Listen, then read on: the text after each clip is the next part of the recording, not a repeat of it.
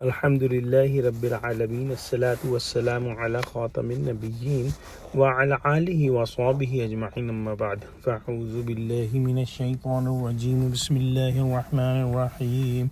قال الله تعالى في سورة النحل وما أرسلنا من قبلك إلا رجالا نوحي إليهم فاسألوا أهل الذكر إن كنتم لا تعلمون بالبينات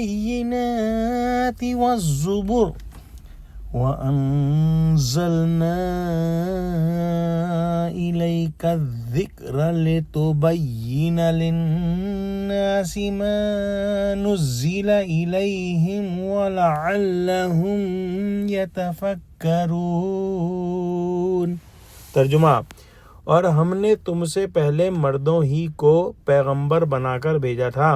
جن کی طرف ہم وحی بھیجا کرتے تھے۔ اگر تم لوگ نہیں جانتے تو اہل کتاب سے پوچھ لو، اور ان پیغمبروں کو دلیلیں اور کتابیں دے کر بھیجا تھا، اور ہم نے تم پر بھی یہ کتاب نازل کی ہے تاکہ جو ارشادات لوگوں پر نازل ہوئے ہیں وہ ان پر ظاہر کر دو تاکہ وہ غور کریں۔ یعنی پیغمبر کے مظلوم ساتھیوں کو جب وہ صبر اور توکل کی راہ میں ثابت قدم ہوں، دونوں جہانوں میں غالب اور منصور کرنا اللہ سبحانہ وتعالیٰ کی کوئی نئی عادت نہیں۔ پہلے بھی اللہ سبحانہ وتعالیٰ نے انسانوں میں سے رسول بھیجے جن کا کام یہ تھا کہ خدا کے احکام اور نیکی اور بدی کے انجام سے لوگوں کو خبردار کر دیں۔ اب اگر تمہیں معلوم نہیں تو جاننے والوں سے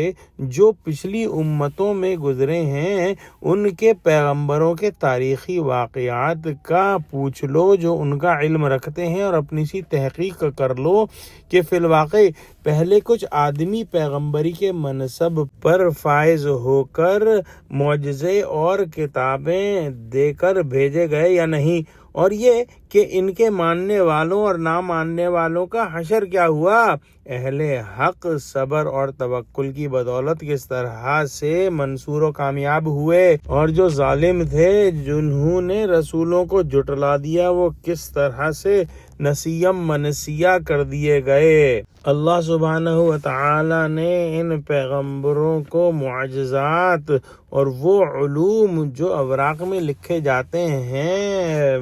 دے کر بھیجا، اور اللہ سبحانہ وتعالی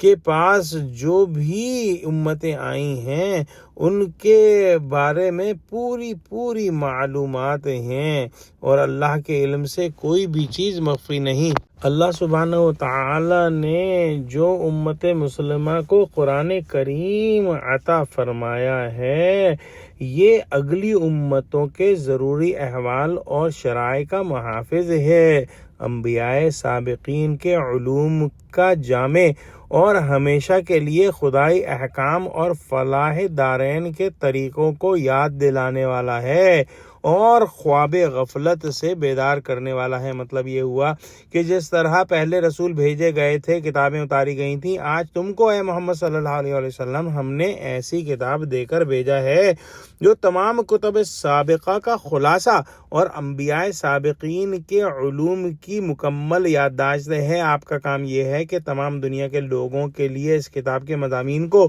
خوب کھول کر بیان فرمائیں اور اس کی مشکلات کی شرح اور مجملات کی تفصیل کر دیں۔ اس سے معلوم ہوا کہ قرآن کا مطلب وہی معتبر ہے جو حدیث رسول اللہ صلی اللہ علیہ وسلم کے موافق ہو۔ اللہ سبحانہ وتعالی سے دعا کرتے ہیں کہ اللہ سبحانہ وتعالی ہم کو قرآن کا فہم عطا فرما، ہم کو سچوں سے جوڑے، ہم کو صراط مستقیم پر قائم فرما دے۔ یا اللہ مسلمانوں کو متحد کر، یا اللہ مسلمانوں کی مدد کر، غزہ کے مسلمانوں کی مدد فرما، آمین۔ وآخر دعوانا الحمد للہ رب العالمین، والسلام علیکم ورحمۃ اللہ وبرکاتہ۔